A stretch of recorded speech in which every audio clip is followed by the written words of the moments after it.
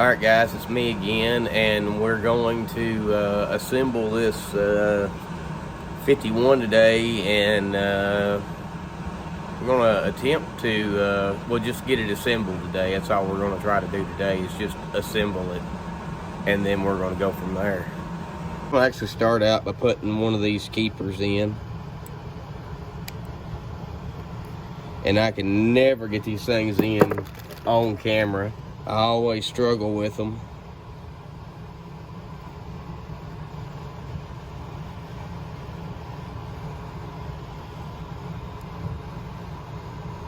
They never cooperate while you're on camera.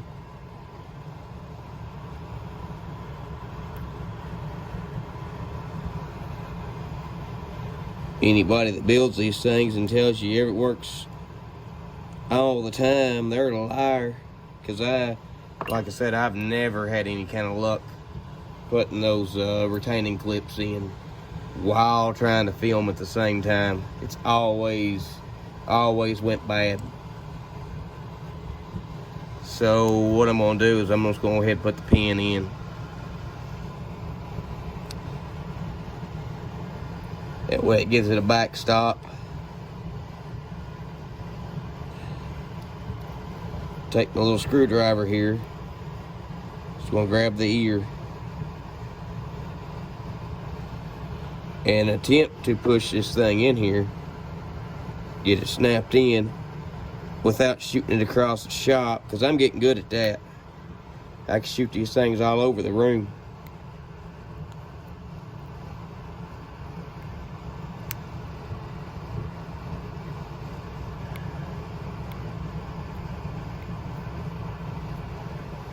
Get closer.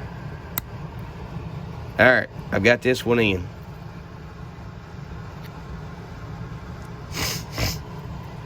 So I'm just going to push my pin out.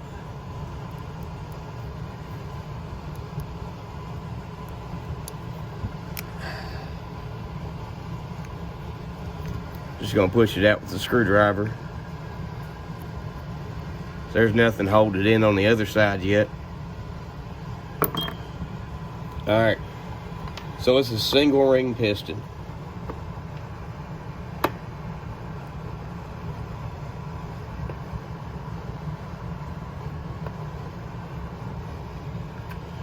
And Highway is now shipping these things with a cable ring.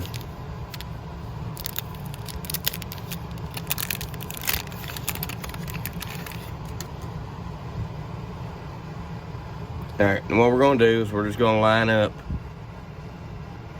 that little retaining pin and just lay the ring down around and just push, and it will go on there. Just like that.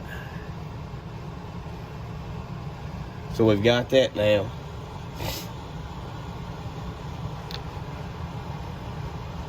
And like always, the wrist pin bearing always lube it good. That'd be the first place this thing fails at. Make sure the bearing's all the way in, and then make sure that your wrist pin is flush. And all you're gonna do is just work the piston up and down on the rod, wiggle side to side, whatever it takes, and it will go inside the wrist pin bearing. I'm picking the whole saw up with just the piston.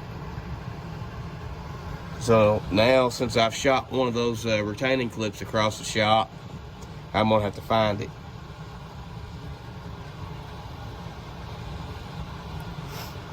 Guys, so I actually got one of the old ones to work, and we're ready to put the cylinder on. As always, you take your oil and you wipe a far out of the inside of the cylinder. Just coat coat it. We don't want any dry starts, anything like that. So I've got the inside of the cylinder coated. And next, if I can get the piston to come back up, we're gonna actually just wipe the piston down too. That way everything goes back together wet. That way you've got no dry metal rubbing dry metal.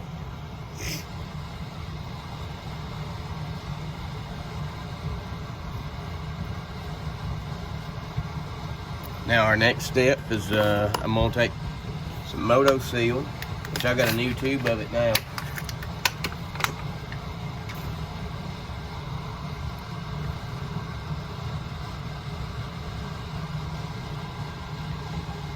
And I've already cleaned the gasket surface off. So what we're gonna do with the Moto Seal, get a little dab on our finger and just start painting where the cylinder meets the crankcase.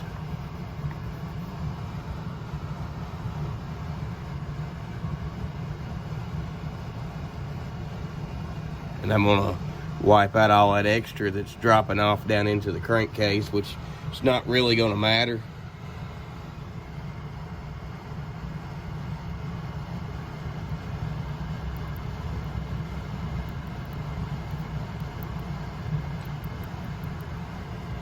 And I'm gonna take the piston and bring it back on this side so I can go around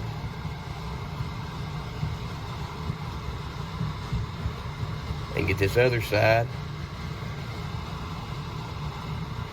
Haven't made up my mind yet if I want to use a ring compressor or if I just want to try to slip the piston rings and all into the cylinder, which it works either way.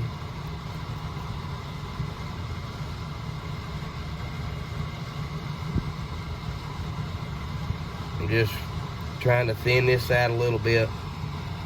Like I said, I want to get all this coming that I've got going into the crankcase, I want to get it wiped out too.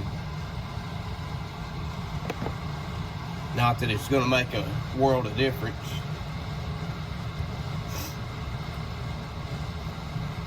Because it will break off and be sucked up through the cylinder, but it's not going to score it or anything.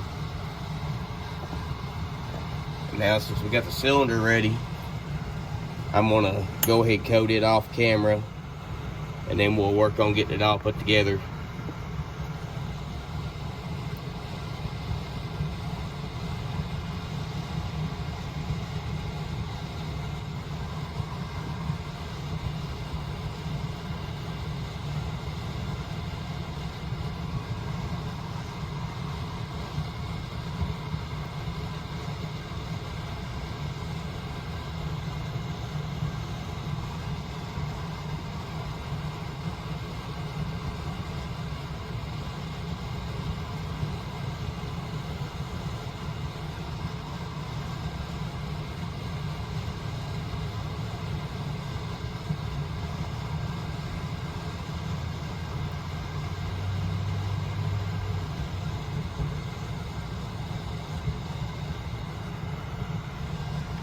Alright, now that I've got my cylinder ready, and I'll show you what I've got.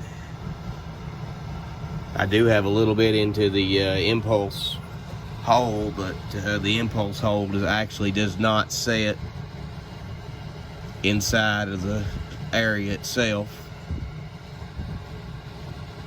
So I'm going to line up my pin, my alignment pin on my ring. And I'm just going to squeeze the ring with my thumbnail.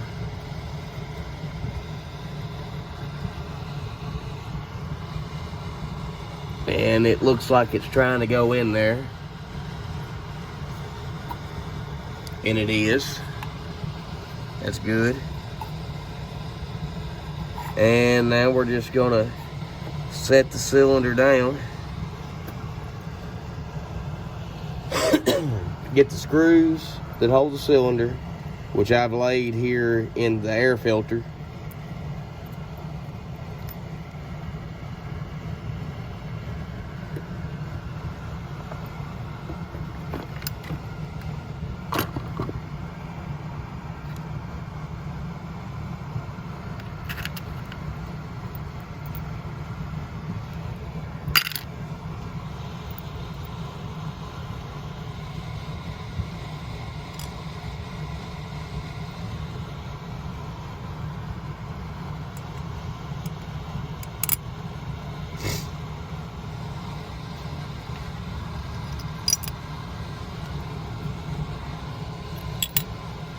Alright. Now we're going to take these screws and just send them home.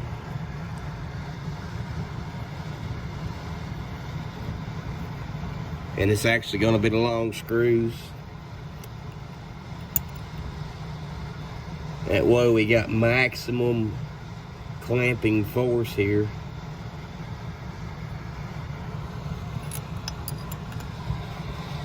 And like I said, you don't have to take the handle off.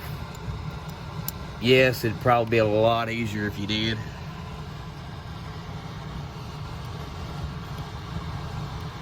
But I'm just going to hold it back out of the way.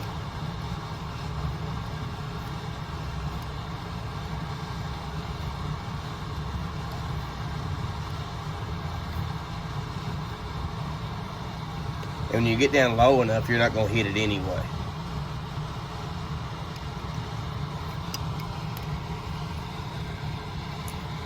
Alright. Do the same thing all the way around.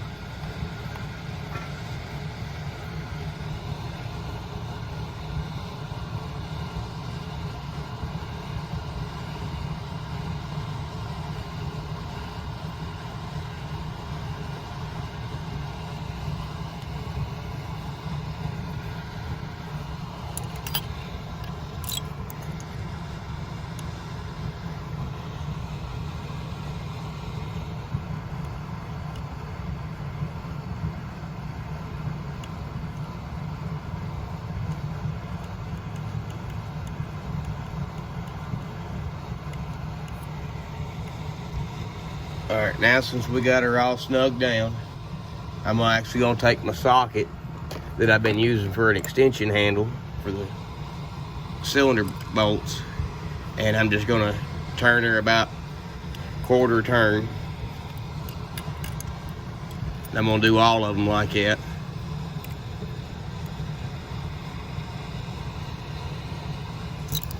Just want to make sure they're good and tight.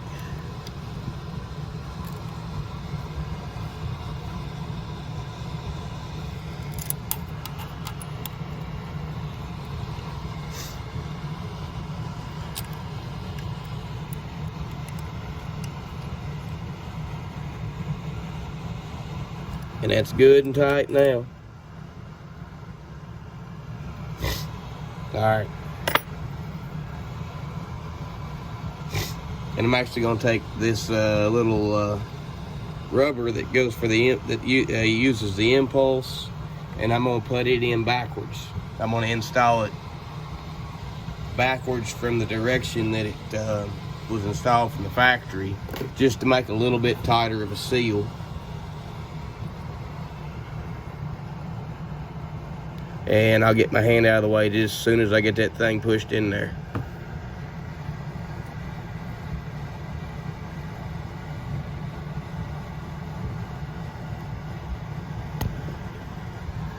Bam. I'm struggling with it just a little bit.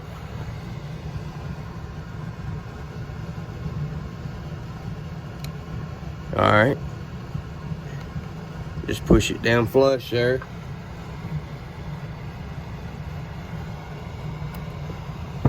Next step is to put that rubber boot on so we can get the carburetor base on.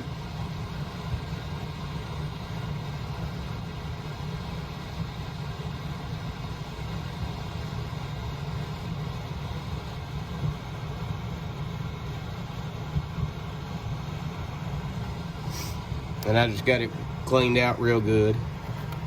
And I'm gonna drop you down here so you can see some more of this going on. Alright. So we're gonna put the boot on now. And all it does is push on. It's nothing special on it. And this is actually what we're gonna call the intake block. And it goes on.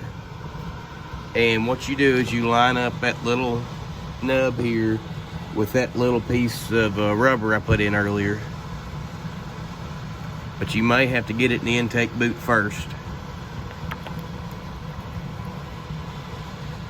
And there it is. There's not a whole lot to that. And then the next step, like everything, is to put the screws in and hold it in.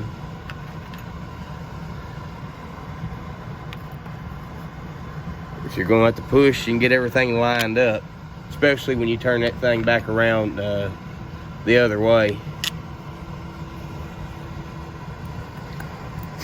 because it creates a little bit tighter of a seal.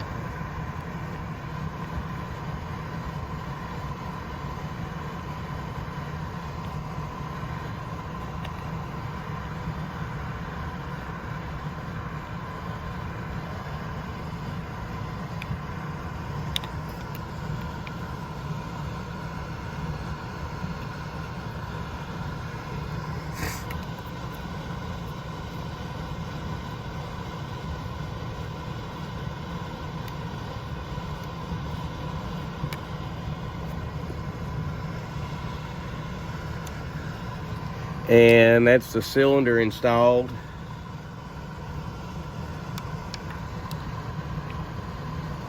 I didn't worry about checking any of the numbers because I know it should be close enough to what I was wanting just by the measurements I was using earlier and the last video on this saw. Alright. So next we're going to take this timing wheel off, so we no longer need it. And then what I'm going to do with it is just come in here with my vice grip pliers. I'm just going to lock onto the threaded part of the shaft, the screw here, and just going to spin the nut, the crankshaft, so I can spin the nut. And that's all I've got holding the timing wheel on. And it works. And then we're going to take the bolt out here, so I don't need it here anymore either.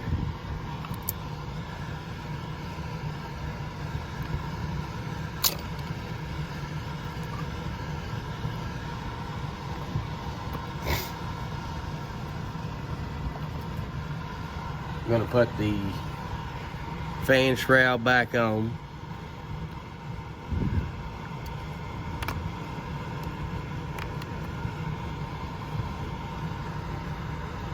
I'm going to go ahead and route the coil wire around.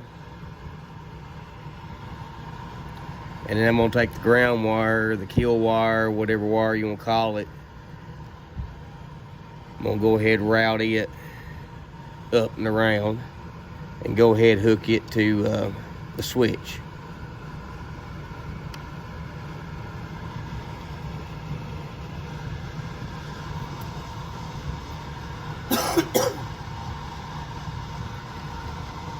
And that's what we got for assembly so far. And guys, like always, if you like this kind of video, give me a thumbs up, and if you hit that subscribe button, it helps me out tremendously, and it gets my content out there to a lot more people. I appreciate y'all guys.